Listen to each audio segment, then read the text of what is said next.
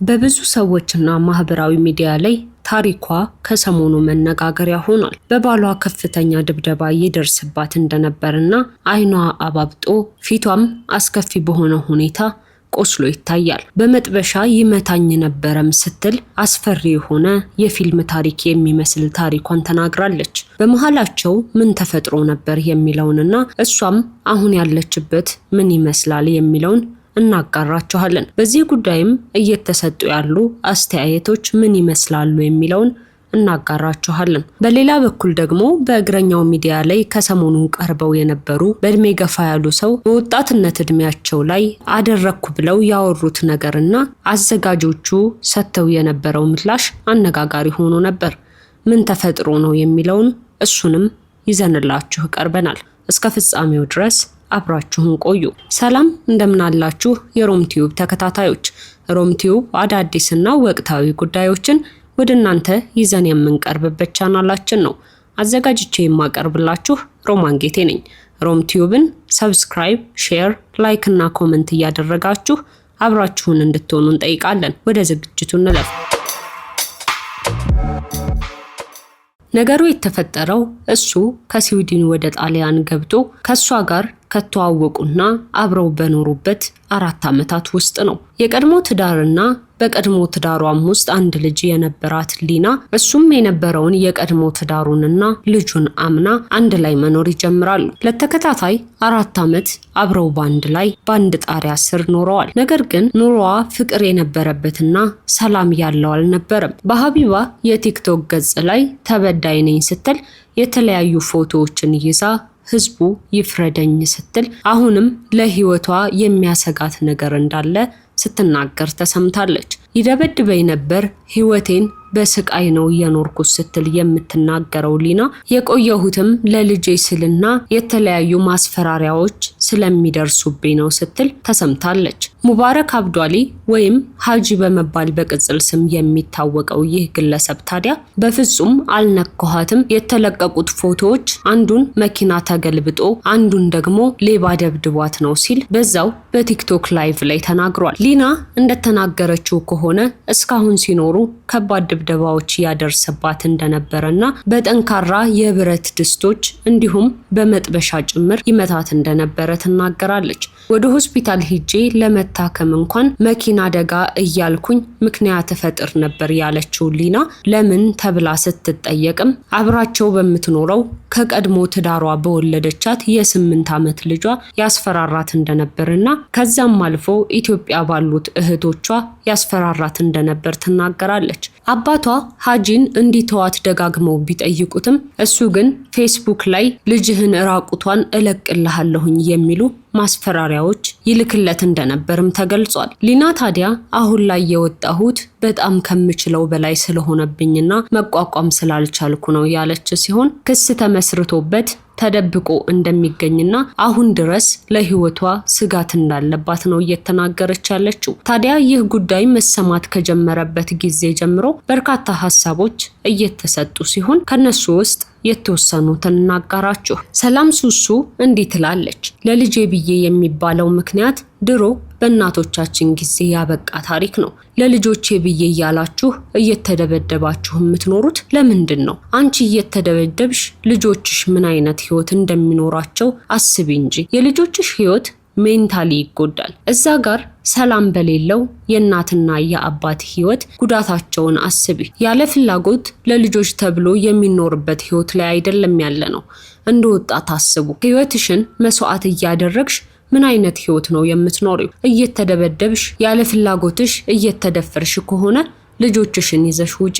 ላንቺም ለልጆችሽም ሰላም ስትይ ግን አይ ለልጆቼ ስል በሚል ተልካሻ ምክንያት አብራችሁ እየኖራችሁ እየተደባደባችሁ ይሄ ህይወት አይደለም። ልጆችሽን ለማኖር መደብደብ የለብሽም። ለልጆችሽ መቆየት ካለብሽ ከዚህ መጥፎ ሰው ህይወትሽን ማዳን አለብሽ። ልጆችሽን ይዘሽ ቦታሽን ቀይሪ።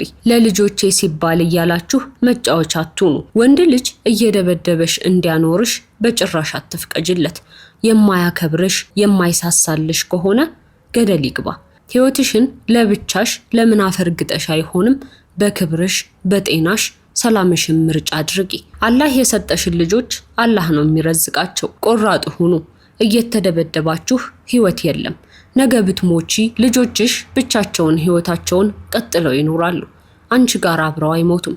እየተሳሰብን እንጂ ሴቶች ስትል መልእክቷን አስተላልፋለች። ሌላው ደግሞ ቤኪ የተባለ ሰው እንዲህ ሲል ሐሳቡን ገልጿል። ይህቺ ሴት ለረጅም ዓመት ባሌ በምትለው ሰው እንደዚህ ስትደበደብ የቆየች ሲሆን ዱላው ሲበዛባት የደረሰባትን መከራ ወደ ቲክቶክ አምጥተዋለች። በማንኛውም ሰው ላይ በተለይም በትዳር አጋር የሚፈጸም ጥቃት ፈጽሞ ተቀባይነት የሌለው የሰብአዊ መብት ጥሰት ነው። እንዲህ ያለው የረጅም ጊዜ ስቃይ በአካላዊ ጤንነት ላይ ብቻ ሳይሆን በስነ ልቦና ላይም ጥልቅ ጠባሳ ይተዋል። ማንኛውም ሴት በትዳር ውስጥም ይሁን በሌላ በማንኛውም ግንኙነት እንዲህ ያለ ጥቃት ሊደርስባት አይገባም ሲል ሐሳቡን አስፍሯል። እናንተስ በዚህ ጉዳይ ላይ ምን አይነት ሐሳብ አላችሁ?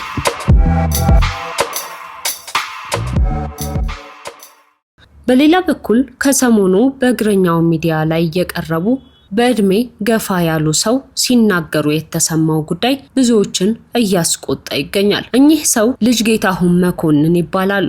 የንጉስ ተክለ ሃይማኖት የልጅ ልጅ ሲሆኑ አሁን ላይ በመቄዶንያ የሚገኙ ናቸው። ታዲያ በርካታ ያለፉባቸውን ታሪኮች ሲያወሩ የአሁን ባለቤታቸውና የልጆቻቸው እናት የሆኑትን ሴት ያገኙበትን መንገድ ሲናገሩ ተሰምቷል። ልጋብዛት ወስጃት በምትጠጣው ለስላሳ ውስጥ ጅን እንዲጨምሩበት አድርጌ ከዛም አብሬያት አደርኩ ሲሉ ተሰምተዋል። ይህ ጉዳይ ታዲያ አሁን በማህበራዊ ሚዲያ ላይ የምንሰማቸው የአንዳንድ ሴቶች ታሪክ መሆኑ ይታወቃል። ወንጀል መሆኑም እንደዛው። ታዲያ በርካታ ሰው ቁጣውን እየገለጸ ይገኛል። በተለይ በእግረኛው ሚዲያ ላይ አዘጋጅና አቅራቢ የሆኑት ተክለ ሃይማኖት አዳንና ረቂቅ ነገሩን ሲሰሙ የነበራቸው ምላሽ በብዙዎች ዘንድ እንዴት ስለ ወንጀል እየተወራ እየተሳቀ ይሰማል ሲሉ አስተያየታቸውን እንዲሰጡ አድርጓል። ስለዚህ ጉዳይም ቴዎድሮስ ተክለአረጋይ እንዲህ ሲል ሐሳቡን አጋርቷል። ጽሑፉ የድምጹን ያህል አይገልጸውም። ይህን ሰውዬ ቅሌታም ነው ወንጀለኛ የሚገልጸው? ጠያቂዎቹስ ምን ስያሜ ግብራቸውን ይገልጸዋል? መቼም ይህ ሀገር የራሳቸው ህግና ህገ መንግስት ከቀረጹ የአፍሪካ ሀገራት ቀዳሚ ነን። ለነገሩ ለብዙ ስልጣኔ ቀዳሚ ሀገር ነን። ለነውርና ለውድቀትም በቀዳሚነት የሚስተካከለን ጠፋ እንጂ። አዘጋጆቹ ይህን ነውረኛ ቪዲዮ ሲለቁ ከመልቀቅ አልፈውም ትኩረት ለመሳብ በማስታወቂያነት ሲጠቀሙት ሰው ያየዋል፣ ካየው ደግሞ ገንዘብ ይገኝበታል ከማለት የዘለለ ዓላማ እንደሌላቸው ገምታለሁ። እነሱ ገንዘብ እንዲያገኙ ግን እንዴት በነውር መቆሸሽ አለብን? በጣም የሚደንቀው ይሄን የሴት ልጅ ጥቃት፣ ይሄን ነውር፣ ይሄን ወንጀል ተክለ ሃይማኖትና ቁም ነገር ለሁለት እየተቀባበሉ በሳቅና በአድናቆት ማጀባቸው ነው። በተለይ ቁም ነገር ሴት ሆና በአንድ ነውረኛ ያለ ፍላጎቷ አእምሮዋ ባልኮል ደንዝዞ እንዴት ጥቃት እንደፈጸመባት ሲናገር ቀረጻውን እንደማስቆም ወይም በተከታይ ጥያቄ ነውሩን ልታስተፋው ህግም ከዚያ ተነስቶ ተጠያቂ እንዲያደርገው ልታደርግ ሲገባ ይህም ሁሉ ባይሆን ኃላፊነት እንደሚሰማው ሚዲያ በኤዲቲንግ ቆርጠው ሊያስቀሩት ሲገባ በደስተኛነትና በሳቅ ማጀቧ ይገርማል። ይሄ ነውር በመታየቱ ስንት ተጨማሪ ብር ያገኛሉ? ከዚያ ብርና ከጨዋነት ሴቱ ይበልጣል። በተለይ እንዴት ሴት ልጅ የሴትን ጥቃት ታበረታታለች? በዚህ ሰውዬ ንግግር ውስጥ ደም የሚያፈላ እንጂ ምን የሚያስቅ ነገር ኖሮ ነው እንዲህ ፍንክንክ የምትለው? ተክለ ሃይማኖትስ የዚህን ሰውዬ ንግግር ሊያስቆመው ሲገባ ምን እንዲል ጠብቆ ነው በጉጉት እሺ እያለ የሚያስቀጥለው? እንዲህ ያለ ነውረኛ ሰው ከዚህ በላይ ምን ቢናገር ነው? ይሄ እንኳን ለባህልና የህብረተሰብ ልማድ እሱም ባይሆን የህግ ተጠያቂነት ስለሚያመጣ ይቆረጥ የሚሉት። ቁም ነገር ልጅ አላት አይደል?